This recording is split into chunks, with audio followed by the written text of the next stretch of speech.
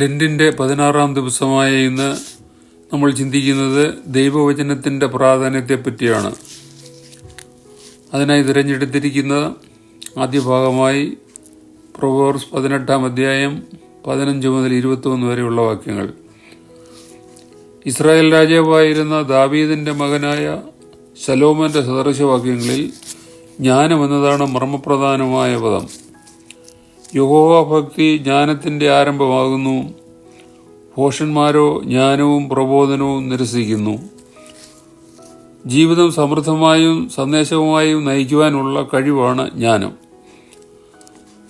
പ്രതിദിന ജീവിതത്തിലെ പ്രായോഗിക പ്രശ്നങ്ങളെ വിജയകരമായി കൈകാര്യം ചെയ്യുവാനുള്ള വിശദമായ നിർദ്ദേശങ്ങളാണ് ഇതിൻ്റെ ഉള്ളടക്കം. ദൈവത്തോട്, മാതാപിതാക്കളോട്, മക്കളോട്, സ്നേഹിതന്മാരോട്, അയൽക്കാരോട്, ഭരണാധികാരികളോട് എങ്ങനെ ഇടപെടണമെന്ന് അത് നമ്മെ പഠിപ്പിക്കുന്നു.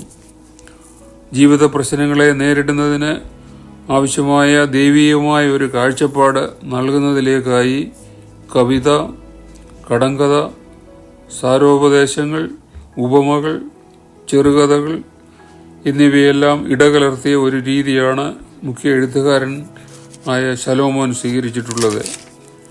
എല്ലാ പ്രവൃത്തികളിലും വിവേകമുള്ളവരും നീതിയുള്ളവരും നിഷ്കളങ്കരുമായിരിക്കുവാൻ ജനങ്ങളെ പഠിപ്പിക്കുക.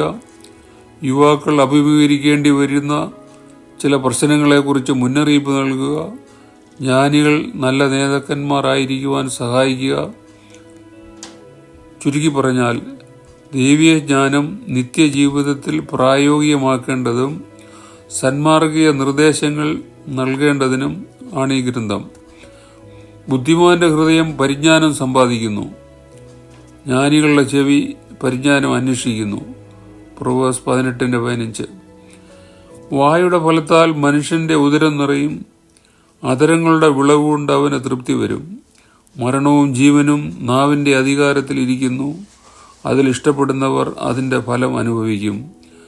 മനുഷ്യന്റെ വായിലെ വാക്ക് ആഴമുള്ള വെള്ളവും ജ്ഞാനത്തിൻ്റെ ഉറവ് ഒഴുക്കുള്ള തോടുമാകുന്നു.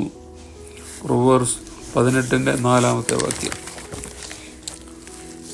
ഈ വിഷയത്തിൽ രണ്ടാം ഭാഗമായി തിരഞ്ഞെടുത്തിരിക്കുന്നത് വിശുദ്ധ മത്തായി എഴുതിയ സുവിശേഷം 15-ാം അധ്യായം 16 മുതൽ 20 വരെയുള്ള വാക്യങ്ങളാണ്. പരീശന്മാരും ശാസ്ത്രിമാരും യേശുവിനോട്, നിന്റെ ശിഷ്യന്മാർ പൂർവന്മാരുടെ സമ്പ്രദായം ലംഘിക്കുന്നത് എന്തെന്ന് ചോദിച്ചു. Break the tradition of the elders. അവർ ഭക്ഷിക്കുമ്പോൾ കൈ കഴുകുന്നില്ലല്ലോ എന്ന് പറഞ്ഞു. Jesus clarifies to his disciples that what truly defiles a person is not what they eat or put it into their mouth, but rather the evil thoughts and intentions that come from their hearts. യേശു അവരോട്, നിങ്ങൾ ദുഷ്ടരായിരിക്കെ നല്ലത് സംസാരിക്കാൻ എങ്ങനെ കഴിയും? ഹൃദയം നിറഞ്ഞു കവിയുന്നതല്ലോ വായി സംസാരിക്കുന്നത്. മനുഷ്യന് അശുദ്ധി വരുത്തുന്നത് വായ്ക്ക് അകത്ത് ചെല്ലുന്നതല്ല, വായിൽ നിന്ന് പുറപ്പെടുന്നതത്രേ. അത് മനുഷ്യനെ അശുദ്ധമാക്കുന്നു. എങ്ങനെയെന്നാൽ ദുശ്ചിന്ത, കൊലപാതകം, വ്യഭിചാരം, പരസംഗം, മോഷണം, കള്ളസാക്ഷ്യം, ദൂഷണം എന്നിവ ഹൃദയത്തിൽ നിന്ന് പുറപ്പെട്ടു വരുന്നു. മനുഷ്യനെ അശുദ്ധമാക്കുന്നത് ഇതത്രേ. കഴുകാത്ത കൈകൊണ്ട് കഴിക്കുന്നതോ മനുഷ്യനെ അശുദ്ധമാക്കുന്നില്ല. Saint Matthew chapter 15:18-20. പരീശന്മാരുടെ പുളിച്ച മാവിനെ അപ്പത്തിൻ്റെ പുളിച്ച മാവല്ല, പരീശന്മാരുടെയും സദൂക്യരുടെയും ഉപദേശത്തെ അത്രേ സൂക്ഷിച്ചു കൊള്ളുവാൻ യേശു പറഞ്ഞത് എന്ന് ശിഷ്യന്മാർ ഗ്രഹിച്ചു. പരീശന്മാരും ശാസ്ത്രിമാരും പറയുന്നത് പോലെ ചെയ്യുന്നില്ല. അവർ കനമുള്ള ചുമടുകളെ കെട്ടി മനുഷ്യരുടെ തോളിൽ വയ്ക്കുന്നു. ഒരു വിരൽ കൊണ്ടുപോലും അവയെ തൊടുവാൻ അവർക്ക് മനസ്സില്ല. അവർ തങ്ങളുടെ പ്രവൃത്തികളെല്ലാം മനുഷ്യർ കാണേണ്ടതിനത്രേ ചെയ്യുന്നത്. അവരെ മനുഷ്യർ റബി എന്ന് വിളിക്കുന്നതും അവർക്ക് പ്രിയമാകുന്നു. പരീശന്മാരിൽ ഒരുവൻ, ന്യായപ്രമാണത്തിൽ ഏത് കൽപ്പനയാണ് വലിയത് എന്ന് ചോദിച്ചതിന് യേശു അവരോട്, നിന്റെ ദൈവമായ കർത്താവിനെ നീ പൂർണ്ണ ഹൃദയത്തോടും പൂർണ്ണ ആത്മാവോടും പൂർണ്ണ മനസ്സോടും കൂടെ സ്നേഹിക്കണം, കൂട്ടുകാരനെ നിന്നെ പോലെ തന്നെ സ്നേഹിക്കണം എന്നാകുന്നു. പ്രവൃത്തിയില്ലാത്ത വിശ്വാസത്തെ യേശു ചോദ്യം ചെയ്യുന്നത്.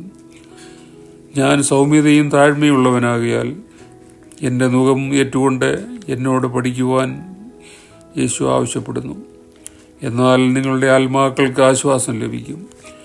എൻ്റെ നുകം മൃദുവും എൻ്റെ ചുമട് ലഘുവുമാകുന്നു. സെൻറ്റ് മാത്യു 11:30. അധ്വാനിക്കുന്നവരും ഭാരം ചുമക്കുന്നവരുമായുള്ളവരെ എല്ലാവരും എൻ്റെ അടുക്കൽ വരുവീൻ, ഞാൻ നിങ്ങളെ ആശ്വസിപ്പിക്കും. സെൻറ്റ് മാത്യു 11:28.